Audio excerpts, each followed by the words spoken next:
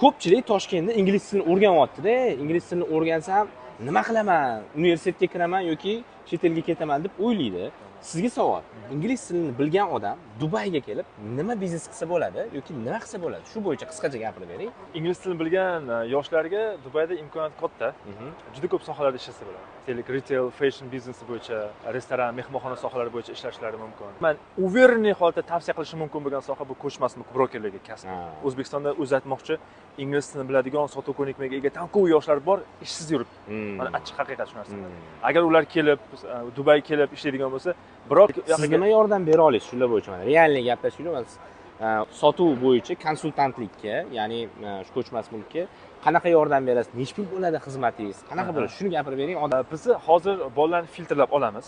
Ingliz tilini biladigan bo'lsa, agar ozman sotuvda tajribasi bo'lsa, biz bolalarni o'zimiz noldan o'zimiz o'qitamiz, ishga kafolat ham qilamiz, joylab ham qo'yishga. Ta'lim dasturi 1 oy, lekin biz 2 oy viza olib beramiz. Nimaga? Yana 1 oy qo'shimcha vaqti bo'lsin, to o'zlari praktika qilib, misol o'zini ko'rsatsin. O'sha 2 oyning ichida o'zini ko'rsatadigan bo'lsa, biz 2 yillik viza ham qilib berishga imkoniyatimiz ham bor. 2 yillik viza bilan xohlagan paytda O'zbekistonga borib kelib yuraveradi.